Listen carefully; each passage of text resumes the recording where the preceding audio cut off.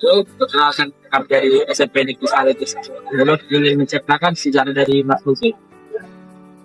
Pada zaman perjuangan dulu, Mas Luki yang letaknya berada di dekat Kampung Subaganding, tepatnya letaknya berada di dekat jembatan Subaganding, di Batu Lubang. Dulu dibentuk basis pertahanan PKR atau Tentara Keamanan Rakyat sebelum menjadi TNI. Jadi dibentuklah basis pertahanan Marsje. Di saat itu, batalion Marsje dipimpin oleh Kapten Situmorang untuk mempertahankan jalan lintas Medan sampai Bali. Jadi pertahanan Belanda agar tentara Belanda tidak memasuki wilayah Medan sampai Bali.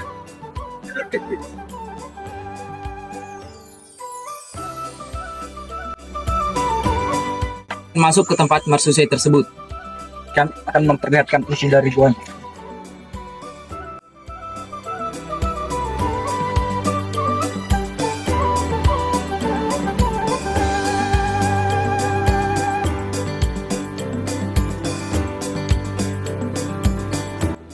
Lihat di sini ada seperti bertanda atau tanda gambar-gambar yang dibuat oleh pahlawan-pahlawan zaman dahulu. Seleksi. Selanjutnya, mari kita masuk ke dalam guanya. Ikuti saya terus.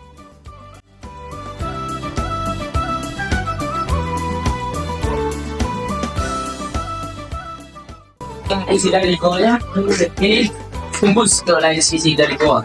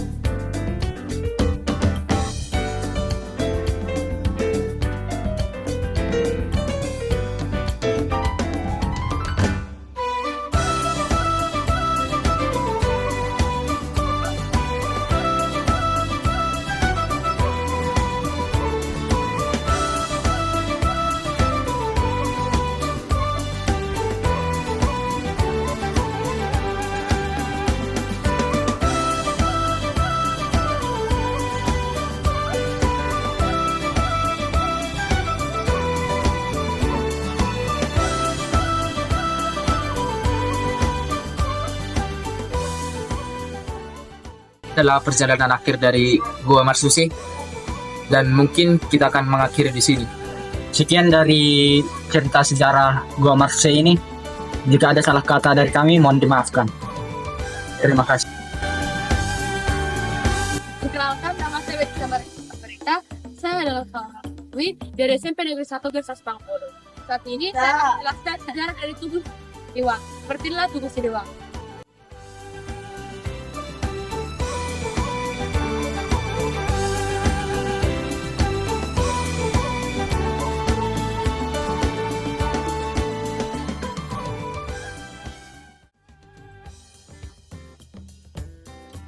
Tugu ini berada di wilayah Subaganding sebelum jembatan Marsuje.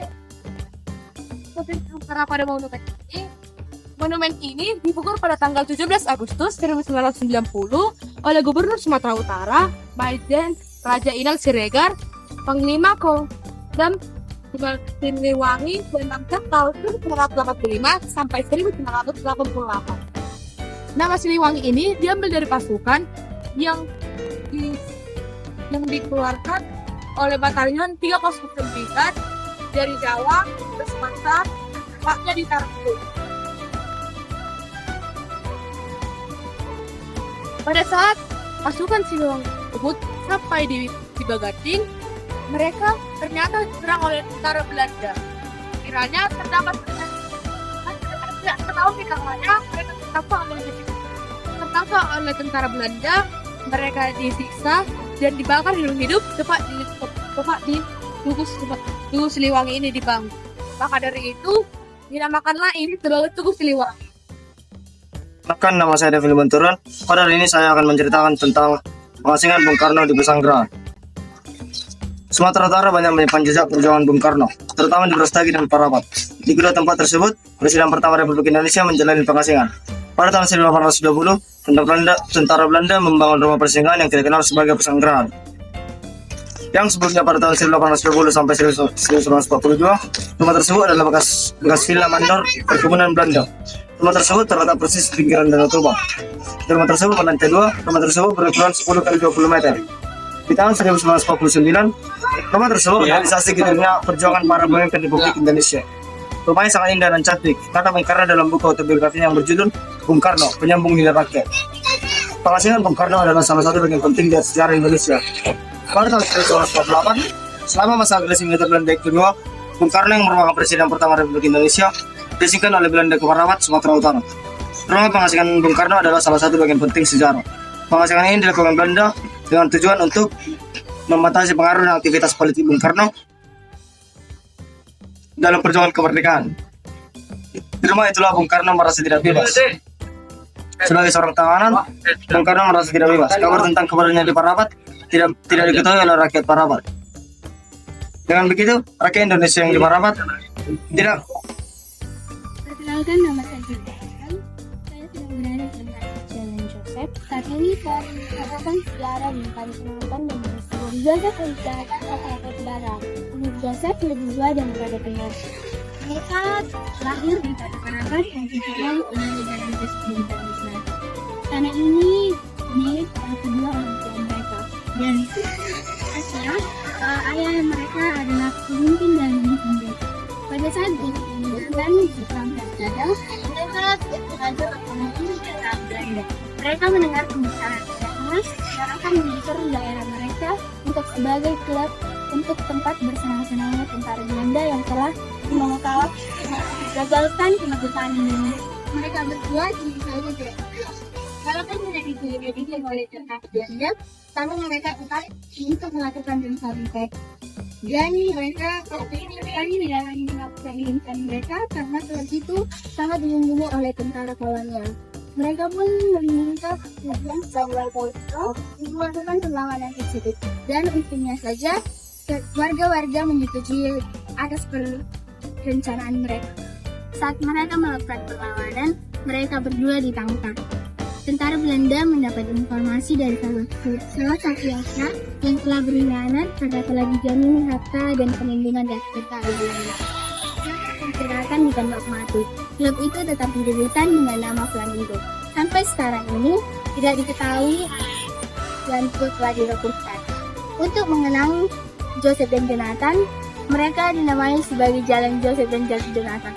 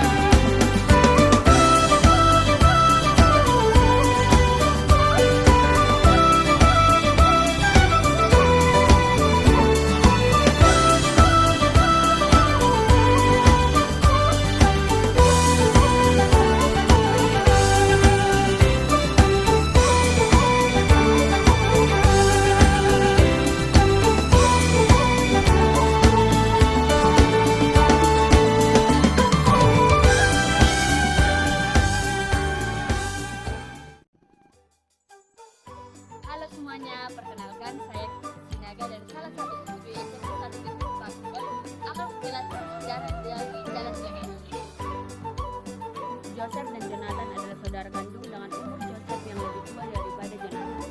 Mereka lahir dari Parafat, tepatnya yang kita kenal sebagai jalan Joseph dan jalan Jonathan. Dulu jalan Joseph ini dan jalan Jonathan ini adalah tanah milik orang tua mereka atau tepatnya ayah mereka sebagai pemimpin di desa ini. Pada saat Joseph dan Jonathan baru pulang dari ladang, mereka melihat ada beberapa tentara Belanda dan tidak sengaja mendengar pembicaraan ayah mereka akan membusuk tempat mereka akan mendirikan klub tempat untuk mereka bersenang-senang tentara Belanda setelah mereka berhasil membatalkan kemerdekaan Indonesia. Tentunya mereka berdua tidak setuju, walaupun mereka ialah diancam oleh tentara Belanda. Mereka tetap keluar ke sana untuk melawan. Mereka cukup kesulitan karena klub itu dilindungi oleh pemerintah kolonial. Intinya warga-warga di sana setuju mereka akan membuat perlawanan. Saat mereka akan melakukan perlawanan, Joseph dan Jonathan ditangkap oleh tentara Belanda karena tentara Belanda sudah mengetahui informasi dari salah satu warga yang berkhianat kepada mereka. Dan mereka pun ditangkap dan mereka tembak mati dan klub tetap didirikan dengan nama Flamingo. Sampai sekarang masih belum ketahui alasan dan karena apa klub Flamingo robohkan. Dan tempat ini dinamai Jalan Joseph dan Jalan Jonathan untuk mengenang mereka. Terima kasih.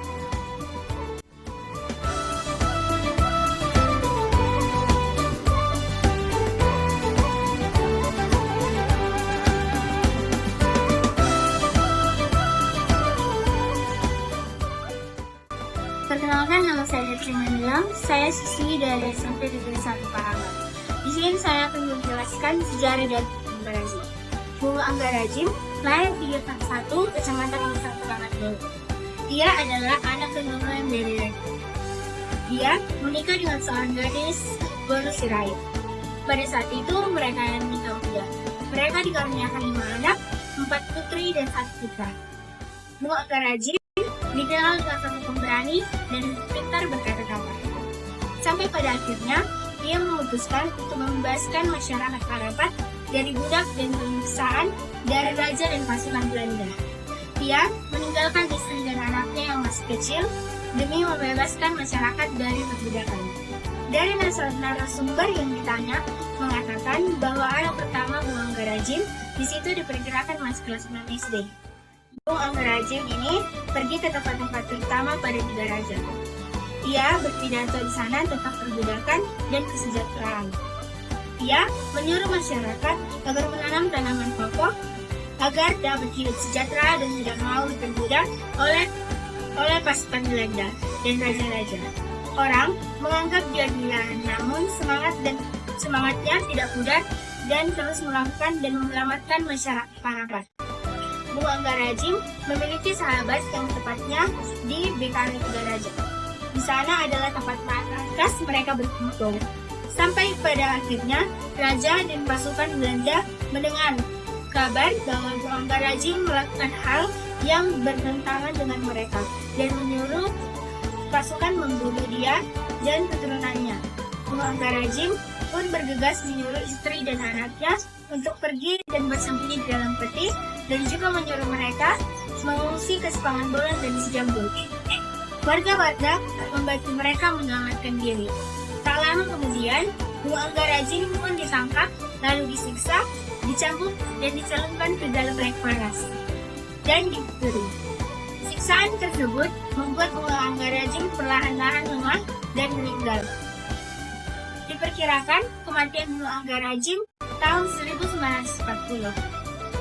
Sebelum kemerdekaan bangsa Indonesia, warga pun memberitahu kepada istri dan anaknya Bunga Anggarajim sudah meninggal. Bunga Anggarajim pun dimakamkan dengan dibuatnya pesta adat Batak. Walaupun masih tergolong muda untuk dipestakan, karena perjuangan dan dia juga keturunannya raja, maka ia dipestakan. Bunga Anggarajim dimakamkan di tanah kelahirannya yaitu di Sangsandu. Sekian dari sejarah Bung Angga Rajab. Terima kasih.